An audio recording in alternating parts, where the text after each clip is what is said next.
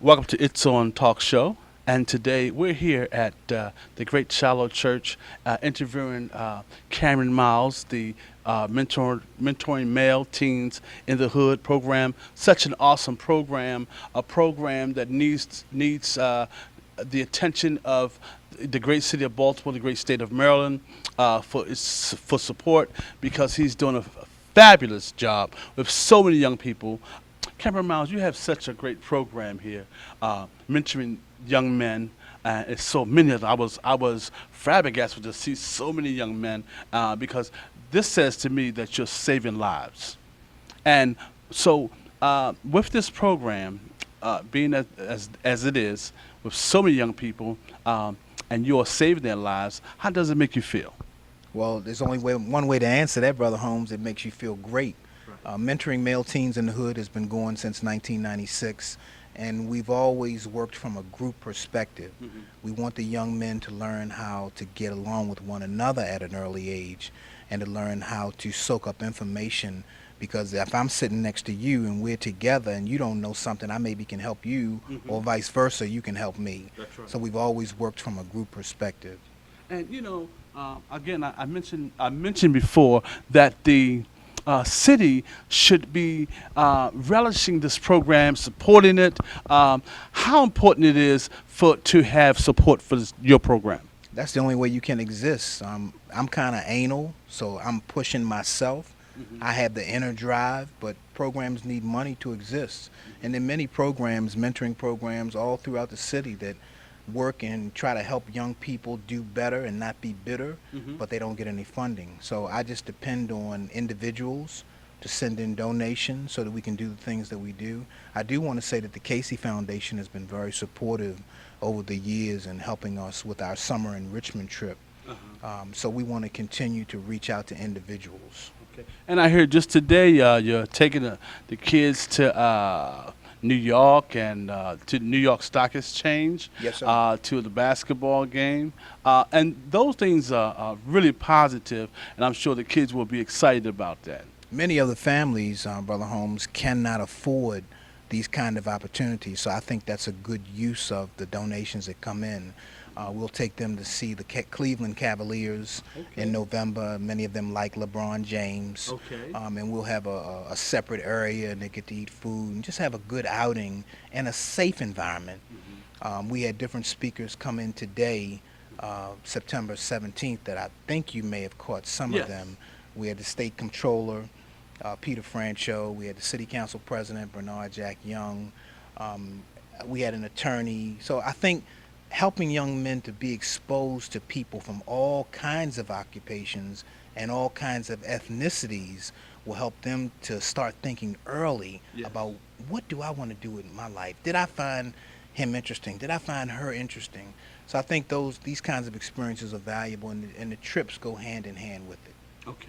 Yeah, because and I've also heard you express to the children that you kept it real. You said, we're in an environment where there's violence, there's murder, there's drugs, and these young people see this stuff every day, and yet they are, because of the program, they are able to avoid the traps that are set before them. So, would you like to elaborate on that? What your program actually does to divert children from violence? We're trying to show them, number one, that not only do their family care about them, Hmm. and let me back up, Brother Holmes, 94.6% of our young men are being raised by single women. Hmm. So they may be angry because their father's not around for Yeah. whatever reason. But we want them to know that there's a safe place for them to come to where people care about them that are not related to them, Right. and nothing's going to happen to them. That's why we do everything in a group process. Yes. Because if I'm in a group, then somebody over here is not doing anything cruddy, That's right. disrespectful. Mm-hmm. If he's over there, everybody is watching everybody in a group process. Right. You understand what I'm saying? Yes, I understand. So we want to be clear that they're in a safe environment. I don't want nobody can be inappropriately touched. That's right. Nobody can be slapped upside the head. Mm-hmm. If we have a problem, we deal with it. Mm-hmm. If you're our guest and you're speaking, they should be listening. Yes. And it's about mutual respect. And if they're not listening, we're going to have them do push-ups. That's the military. Yes, sir. You remind me of my sergeant in the Marine Corps. Yes, sir. Yes, sir. We have to, but not only that, we want them to be in shape. Yeah. We want them to be disciplined. But I also, in all that, I saw love. Absolutely. We got to show, I can say something all day till I'm blue in the face, Brother Holmes, but if I don't show it. So I've been doing this consistently since 1996. So this is our 20th year. Wow. So I've been consistent. And we want them to learn to be consistent because I'm not going to live forever. Right. And we want somebody else, Brother Holmes, to keep it going once I leave the scene. Well, Cameron Miles, I first became aware of you through the radio, particularly on the Larry Young Morning Show. They talk so great of you, so positive, until I had to reach out to meet you some time ago. And you had me to your studio. That's right. And so it's a pleasure, and I see that you have been consistent since I've known you, and for many years you've been consistent. So you deserve to be applauded. I appreciate it. Yeah, absolutely. And this is why Send me 10,000. Oh, I would love to. Our friend, the coach on Larry Young's show, he insists that the city should get behind programs like yours and to support them. All the way, you should have need for nothing, and I appeal to the mayor, the governor, to support your program because it is tremendous. You are saving lives, and not only that, you're educating young people. And I heard you talk about a reading and a math. So tell the audience your strong points on education. So every first Saturday we have tutoring in math, English, reading, and writing, and we want our young men to learn early about the importance of reading. Unfortunately, there are many young people in the Baltimore school system and other areas that cannot read. There are many adults that cannot read. So it's important that we consistently go through a litany of paragraphs and make sure our young people can read, make sure they can write, make sure they learn how to sign their name, which is no longer being taught. So these are the things that we're just trying to do our own small part on a consistent basis to help these young men to do well. And that's wonderful. That's wonderful. And may I also share with you that every young man that finishes and graduates, when he goes to college and gets an acceptance letter and shows us that letter and his grades, Yes. we send a scholarship, $500 scholarship, to that institution of higher learning. Wow. So that's a good way, in my mind, to use donations to help them further their education. That's wonderful. I really applaud you because you're not just talking the talk, you're walking the walk, you're doing, and you're making the difference in so many lives. You even touch, I'm sure, the parents' lives because they appreciate someone caring for their child, seeing that the child is disciplined and loved and respected, and you said it, not touched inappropriately or anything like that. You definitely show love, and you must be applauded and appreciated and supported. It's so important. I would send if my child was younger, I would send him here, but he's 24 now, so he's okay. He's a little old. Yeah. We only deal with young people between 8 and 18, but I want your public to know and your audience that we can help young men from any area. It's not just Baltimore City. Okay. They come from Baltimore County, Howard County, Anne Arundel County. I'll work with any young man who wants to learn between the ages of 8 and 18. Could you tell the audience how to contact you and where you're located? So thank you again, Brother Holmes. Anyone who is interested in joining Mentoring Male Teens in the Hood can bring their child to New Shiloh Family Life Center, 2100 North Monroe Street on the second floor. Intake is done Tuesday evenings between 6 and 9 p.m. Cameron Miles, you can reach me at 410-852-8013. You can email me at cmiles, M-I-L-E-S, cmiles, M-T-H, at gmail.com.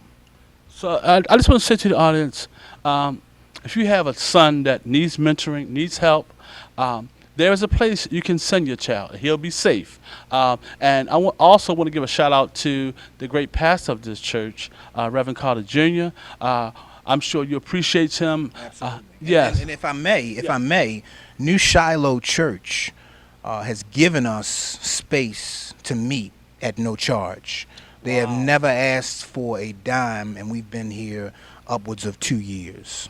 And that was through the largesse of Pastor Carter Jr. and Pastor Carter Sr. while he was alive. I want to say God bless you, Pastor Carter.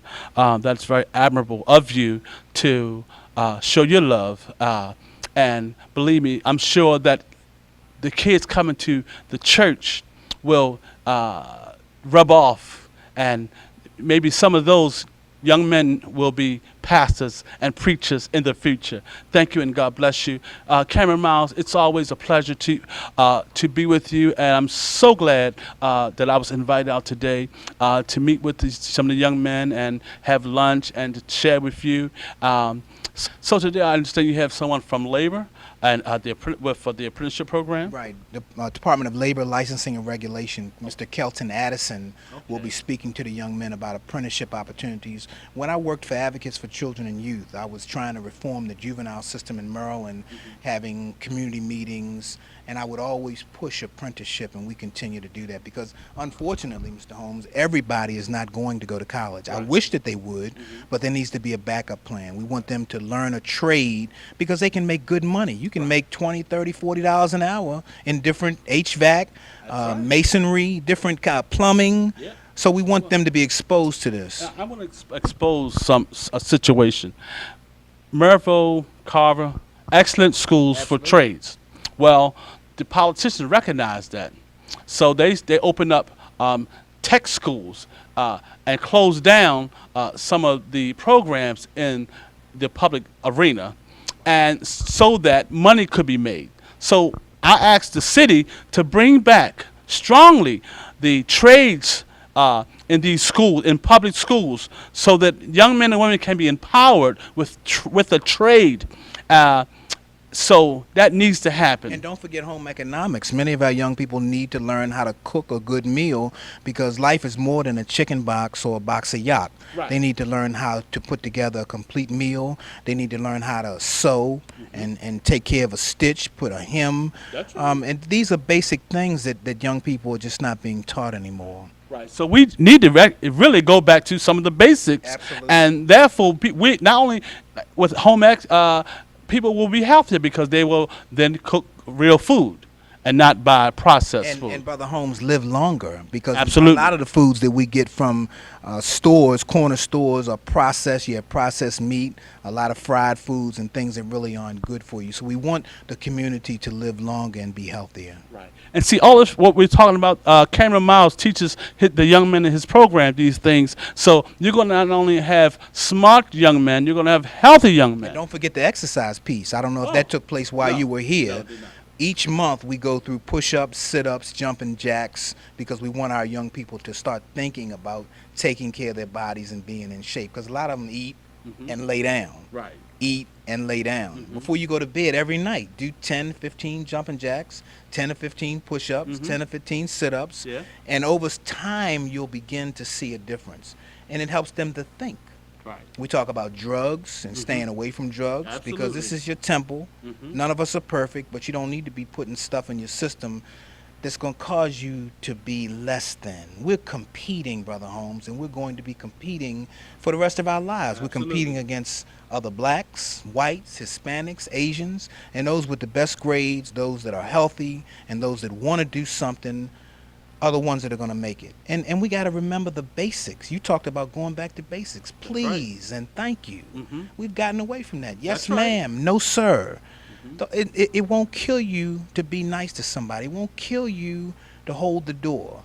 So we've got to come together as a community instead of tearing down one another. I tell our young men, Brother Holmes, if you don't have anything good to say, just shut the blank up. That's right. So, you know. Again, if you have a young man that you know that needs this type of mentoring, that's 100, that's going to promote his life, his mind, his health. Come to this mentoring program. I want to give you the closing remarks and again give the information of this location. I'd like to thank you again, Brother Holmes, for this opportunity. I'd like to thank your staff for helping me so eloquently to get our message out. Our meetings are held at the New Shiloh Family Life Center the first and third Saturday from 9 a.m. to 2 p.m. Intake, where you come and fill out an application, is done on Tuesday evenings between 6 and 9. We charge $100 per year and $20 for the t-shirt, cheapest program in the state, and we're trying to help men. We're investing in boys to build strong men. Thank you, and we turn this over to Mr. Addison. Thank you. First off, I'd like to say to you, I heard some of the questions. I understand we have some math wizards here. We have some people who have talent in terms of musical talents, and that's all great. In my profession, I get the opportunity to speak to a lot of different people: youth, young adults, individuals, or in detention centers. Sometimes I even get an opportunity to even go into prisons to talk about opportunities about apprenticeship. Now, what is apprenticeship? Apprenticeship is when an individual company or a group of companies want to hire and then train individuals. What kind of occupations are we talking about? Many of them are in the construction trades. That would be your laborer to electrician and everything in between. Your carpenters, your brick masons. If you like to work with your hands, and who's that in the group of math? Where's the math? Okay, the math.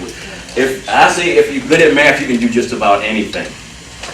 You can do just about anything. Many of you may have aspirations, and on my way here, I was thinking about some of the, at least one person. That was my grandmother, someone who God has put in my life to pray for me, to get me to where I am today. Today I am a father, a husband, a grandfather, and a great-grandfather. My occupation, how I came to my job, was a blessing to me. I originally worked at General Motors. When I retired from there after 35 years of service, maybe about 6 months later, I had an opportunity to work for the state. And that was through my connections. And I was blessed to be there for 7 years now, doing what I do now. And that's talking to individuals about registered apprenticeships. Now, when an employer wants to train in a skilled occupation, they use registered apprenticeship. They use that by means of they hire you and then they train you. It's not like a trade school. In a trade school, you pay the trade school and they give you the skills, and then you have to go out and find a job. Registered apprenticeship works a little bit different. The employer hire you and then they train you. They'll train you to be an electrician, a carpenter, a brick mason, HVAC. In this building, it took a lot of trades. They had to have people to clear the land. That's operating engineers. That's people who operate heavy equipment and OVA cranes. Then they had the people put walls up. They had the painters, the HVAC, the electricians, all of those trades. That's skills that when you have them, no one can take it away from you. And then you can make real good money. And you don't have to go to college for it. I'm not saying that college is a bad thing. College is a good thing, but it's not for everyone. And you can make a good and decent wage and not have to have a college degree. We like to refer to registered apprenticeship as the other 4-year degree, because there are a lot of individuals out there operating in those occupations making real good money. Because if the lights go out, who are you going to call? You're going to call somebody. You're not going to sit in the dark. You're going to get an electrician. Then, if the air goes out, who are you going to call? You're going to call someone. These people, who are you going to call? And when they show up at your door, you have to pay them. So that's one thing you have to consider. Now, out of that poll, what kind of hobbies do you have? I guarantee, before you even answer, that hobby requires money. Now, if you get to the age where I am, you have some habits that you develop too that require money, like sleeping indoors, food on a regular basis, cable, not just regular cable, premium channels. Yeah, you develop habits like that you have to pay for. Now, your hobbies, I have some hobbies. I like to ski, I like to roller skate, and I'm a musician. I play percussion drums. I play drums, African drums, cowbell, and the like. They cost money. So just think about, without me asking, just think about your hobbies. Does it cost money to do those things? And if it does, how do you get that money? Where's it going to come from? Beyond when you become an adult and you move on and you have to pay for those things yourself, how are you going to accomplish that? Now, you have been exposed to CEOs, to generals, to professors, and now me. I'm neither. I'm not a professor, I'm not a general. But I am an individual who had been blessed. And when I was mentioning about my grandmother, the person who prayed for me and gave me an opportunity, I sat in Cub Scouts. During my teenage years, I had an opportunity to be in a program where they gave me skills to learn how to be a mechanic. And I eventually went to General Motors. So that was my trajectory. You have to figure out what yours is going to be. While I was at General Motors, I took college courses as well. So, and speaking, and public speaking, and how to work on a computer. Those things were afforded to me through my experiences. Now, you have to figure out what you're going to do with the time that you have. God has blessed you to be in a program, and please take advantage of it. You don't know how blessed you are to be where you are, sitting here today, in a program that, and with people who have your best interests at heart. Mr. Miles takes great effort into putting things in front of you that will help you in your life. And I count it a blessing to be able to spend this, my brief moment, to try to encourage you to be the best you. You can't be him. You have to be the best you. You may not be good at math. You may not be able to rap. You might be good at putting things together, working with your hands, mechanically. You might be mechanically inclined. You may not be a professor, but you just figure out what you can do and how you can best serve what goals you have. Like I said, I develop habits at this age, and you're gonna have to develop them as well. And then you have to pay for them things too. Your hobbies and your life. And with your family. We talk about making money. How much money do you want to make? You want to make enough money so you can just barely live? Or you want to live a little better? You want to make enough money so that you can help others? And that is an admirable thing too. So that you can support your church and your family for those who need it. Figure out what it is will be the best for you and be the best person that you can be. And I'm going to yield this time because I know time is running short for the other speakers and your lunch as well. But I want to thank you for listening. I'm going to leave Mr. Miles some information because I don't believe many of you may not be at the age, I know that you're not at the age group of some of the information I want to pass on to you, but he may know other folks who've been using information. And that's in regard to how to become an apprentice and how to get employed so that individuals can be hired to become a skilled trade person. Many of our occupations, I said, are construction trade, but we're moving into other occupations as well. IT, healthcare, cybersecurity, things of that nature. So the sky's the limit. And by the time you get to the age where you can apply for any of those things, there'll be a whole lot of other occupations that you can also apply for. But I want to thank you for your time. I appreciate it, and I count on a blessing to be able to speak before you today.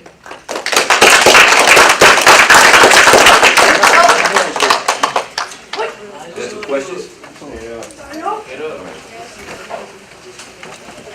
I'm done, Mr. Mom. They know what to do.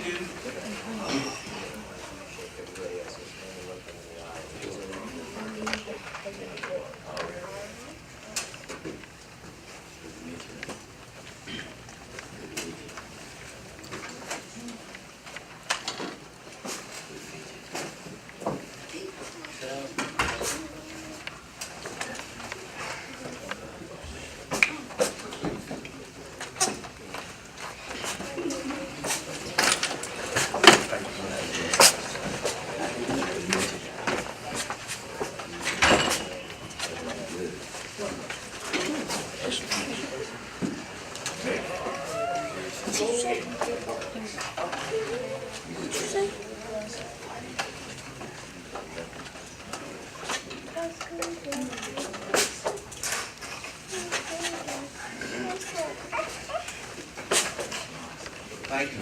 I appreciate you. That's enough. One more hand for Brother Ashley. Sergeant Edwards.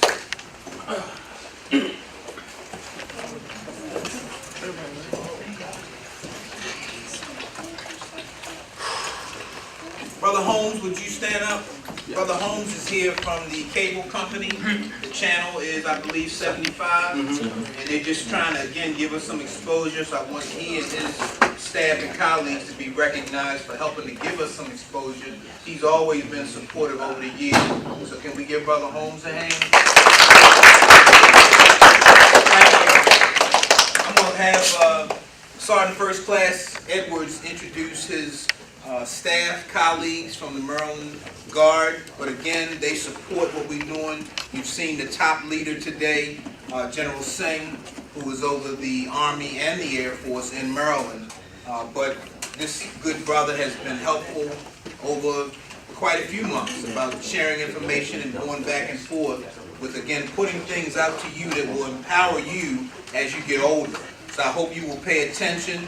This is your last presentation before lunch, and then we're going to let you get your eat on. Please welcome Sergeant First Class Edwards. Thank you. Good afternoon. As Mr. Miles said, my name is Sergeant First Class Edwards, and in the back I have Sergeant Higgins and Sergeant Turner. Get in my hand! Get in my hand! What we're going to do today is we're going to show you all how to perform CPR. Now, does anybody know what CPR is? Yes? When someone is not breathing and it's like it looks like someone's kissing them, but they're giving them their air mouth to mouth. Mouth to mouth is the other phrase for it. Mouth to mouth. What you're doing is you're resuscitating the person by forcing air back into their lungs if they're not breathing on their own. So what we're going to do is, Sergeant Higgins, Sergeant Turner, if you bring these, bring the bags up, please, and the blue book. We get All right, so Listen. no. You're not going to be doing that to each other. We have stuff up here to teach you with training aids is what we call them. Okay.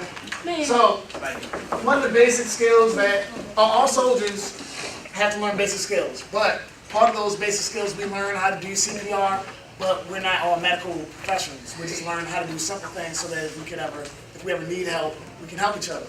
Same thing, a lot of the police department, they teach each other this, a lot of fire departments.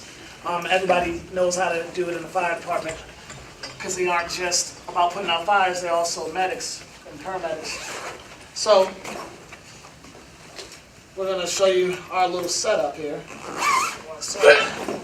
Alright, so no, you don't have to worry about putting your mouth on anybody's mouth, okay? We're using the training aids.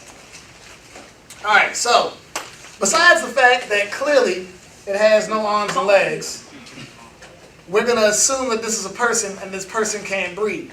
Alright? Now, Sergeant Higgins, Sergeant Turner, can you grab the blue book, page 62? Sergeant Turner is going to read the steps that it says we're supposed to take as we come across someone who's not breathing. Now, little known fact is everybody thinks CPR is for the person who's not necessarily breathing. It's also for people who are having a difficult time breathing. So if somebody's really having a difficult time breathing, slow paced, it seems like it's forced, you can also do CPR to help possibly unblock their airways in your chest. All right. So page 62, you see it? All right. Go ahead and read the first step aloud for me. For an unresponsive victim who is not breathing or only gasps occasionally, send someone to call 911. What was that first step? You see somebody on the floor lying down, they might need some help. You might not, you might be able to help them, but you might need some help, right? So the very first step, you want to call 911. Get an ambulance out there, okay? All right, step 2. Expose the chest. Place hands in correct position for chest compressions. All right, now I'm going to stop you right there. There are 3 different positions that you can put your hands at on the body. Well, 3 different ways to do it. Now, for an adult-sized person, you're gonna put your hand like this, all right? You're not the whole palm. It's like, if you find this little area is below the sternum of the chest, you're gonna put your hands like this. See how it's not, for those I'm gonna turn over so y'all guys see over here. My hands are directly over, it's a notch that you're gonna feel on this training aid, the area where I'm gonna try to pump the air into the lungs. For an adult, you'll do it like this, but you can't do that to a child. Because a baby's too little. You would use 2 fingers for a baby. What does it say for step number 2? Excuse me, Sergeant Edwards, if you do what he's telling you not to do, you could crack a child's rib. Right. A baby's body is, the skeletal, they just can't take that kind of pressure. So once again on this side so you can see I've got my hand here. I'm gonna condense it like this, put my other hand, line it up. Both arms are straight, all right? They're straight. Look at my shoulders, all right? It's all in one quick motion. Turn on this side so you all can see. Hand. Why am I not putting my hand all out like this? He doesn't know. That's okay. All right, so, all right, once again, here.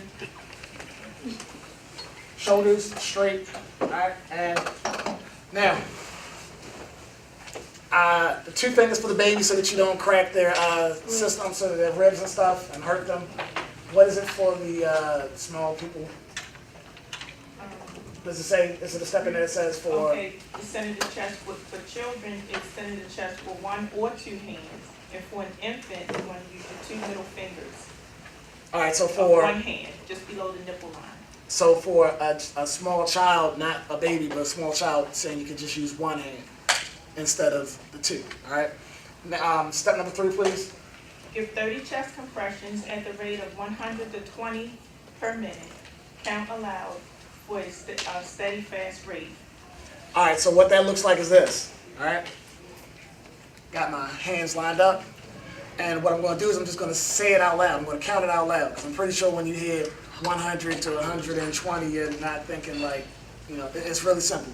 Just gonna go 1, 2, 3, 4, 5, 6, 7, 8, 9, 10, 11, 12, 13, 14, 15, 16, 17, 18, 19, 20, 21, 22, 23, 24, 25, 26, 27, 28, 29, 30. How many pumps does it say to do? 30. 30 pumps, get fast. 1, 2, 3, 4, 5. Just keep the rhythm.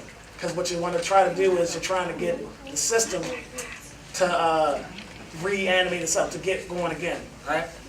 All right, what is the next step? Okay, if the patient is non-responsive, I'm going to tilt the head and tilt the chin to open up the airway. Now, I want you all to know, I'm going to turn so everybody can see it. I grab the nose, all right? I grab the nose, I tilt the neck, all right? This is going to help to open up the airway for when you do go to breathe in to the mouth to help try to force air inside. All right, so tilt the nose, grab the nose, and tilt the head back. And give 2 rescue breaths. On this side so they can see as well. All right. Tilt, pinch the nose, tilt the head back. All right. 2 rescue breaths. Hold on. And listen up, guys, please take this seriously. Sergeant Edwards and his staff are putting this information out because you could be at a cookout with family and save somebody's life based on what he's showing you today. So please pay attention to this. Is there one of those little things in there? You know, the film. All right, now for the rescue breaths. I'm waiting on Sergeant Hagan to see if you can find us this film that we put over it. If not, I'll take a napkin, to be quite honest. It'll be just fine. All right, so for the breaths, when you do your 2 rescue breaths, yes, unless you have, there's a piece that they use for the fire department and a lot of other medical staff where you don't have to put your mouth directly onto them. But unless you're sitting around and around all of that stuff, yeah, you're gonna have to put your mouth on their mouth. There's nothing wrong with that. You're saving a life. So You know, if you're having a situation, trust me, it's the last thing that you're thinking about. It's not a big deal. All right?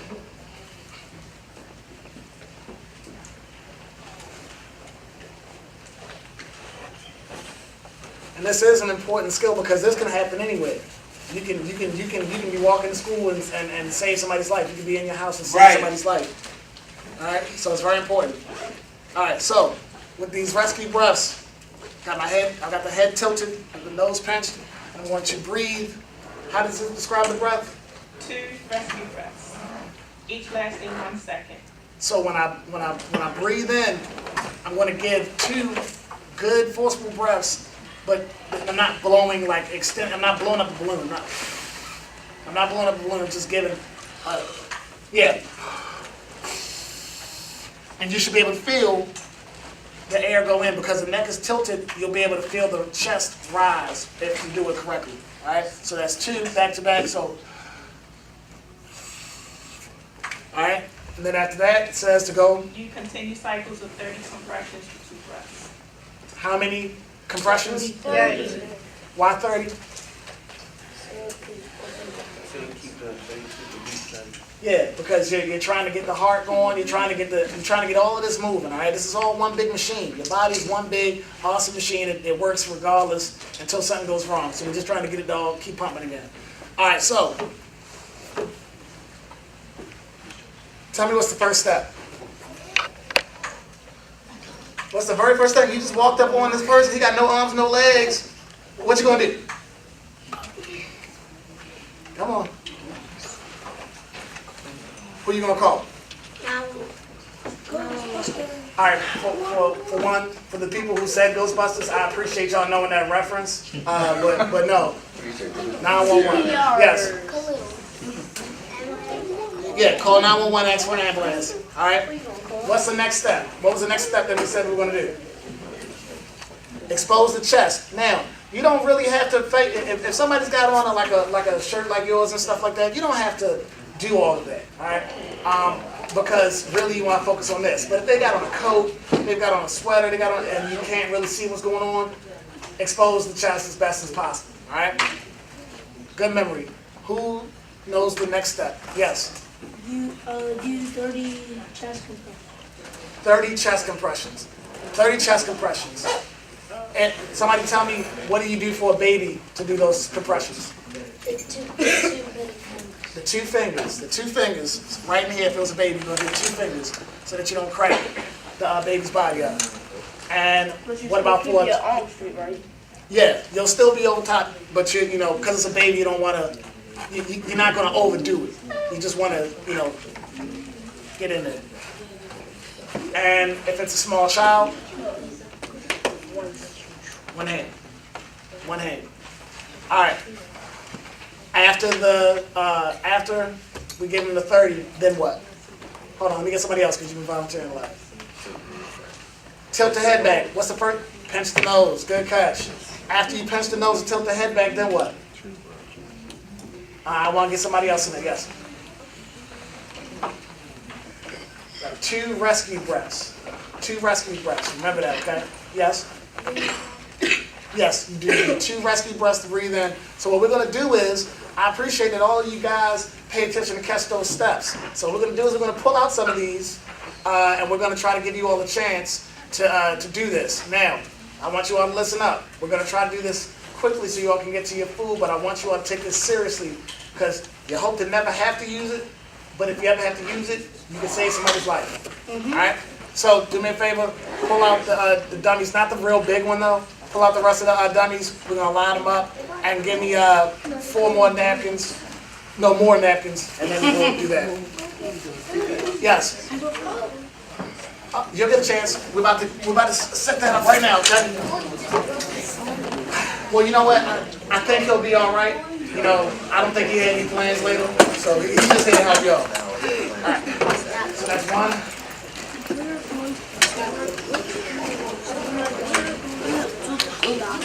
As a note, anybody here have asthma?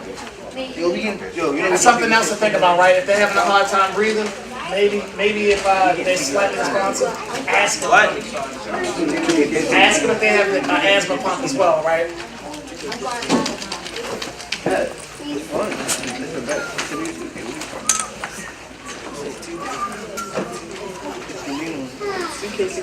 Alright, who thinks they can remember all of the steps? Who wants to be my first? Yeah, I can. You can. Alright, I like your confidence. It's like I'm fine. No, you said you got it, right? I got it. Hold on. We're gonna go for we're gonna let him do it first, but we're gonna let him he's gonna go through all of the steps. And then we're gonna have you guys cover down in all practice, alright? I want you all to take note. If he makes a mistake, all we're gonna do is remind him of his mistake so that he can get it right, right? So come on up, young man. What's your name? Antonio. Alright, good to meet you. Hey, good to meet us, man. Alright, here we go. Alright, so what's the first step? You bring up on this body.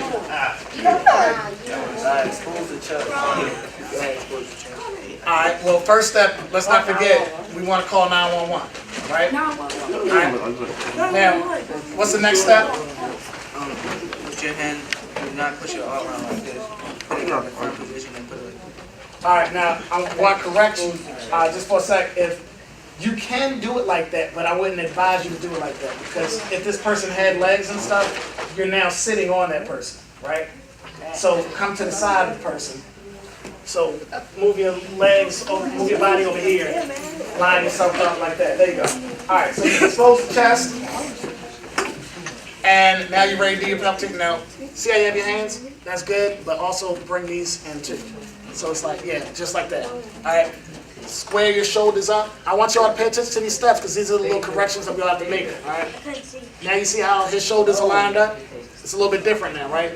Now you do your 30. Count them out loud and quick.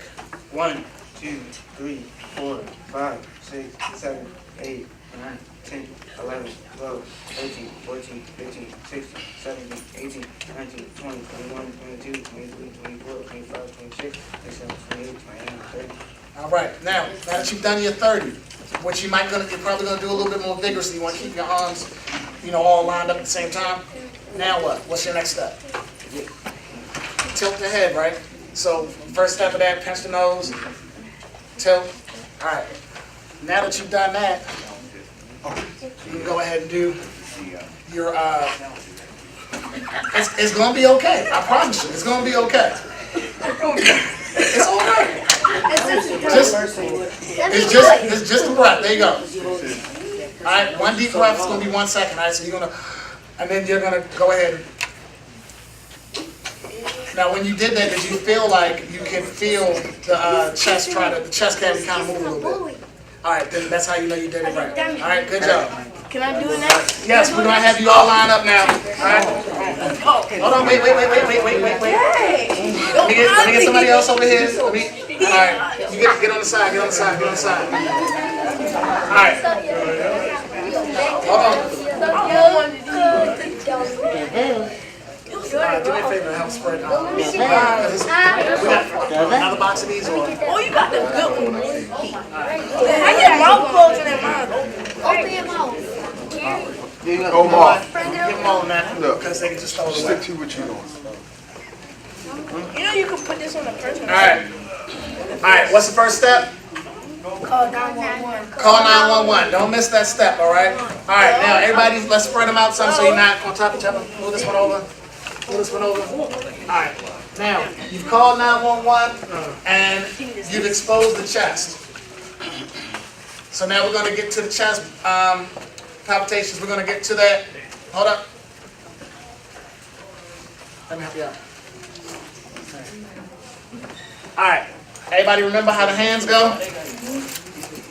All of you look over at me. I want your hands to look like this, all right? Your hands look like this, but also remember your shoulders. They're gonna be lined up, all right? Yep, you're sitting up high.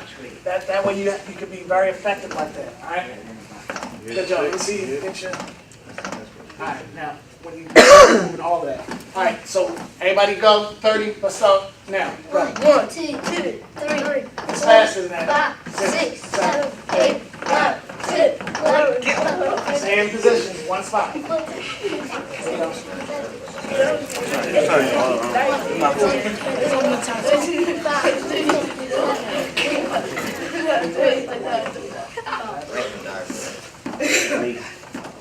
All right.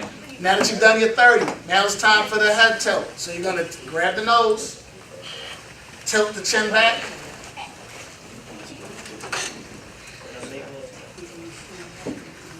Who said that? All right. You next. All right. All right. Now that you tilted the head back, your 2 rescue breaths. 1 deep breath in. Breathe in for 1 second. Make sure you can feel the lungs. It's okay. Come on. Come on. All right. 2 breaths. 2 breaths. Need a second breath. Yeah, Wait. It's a 1 second breath. It's a 1 second breath. Water tastes good, right? You can drink water and you won't be thirsty. But if you keep drinking it, you'll drown, right? You gotta take a break. You gotta take a break. All right? All right. You guys are good. Everybody grab your napkin. Take your napkin with you. All right. Take your napkin with you. All right. My man, come on up. And let me get some other volunteers up here. Don't kill him. Come on, let's go.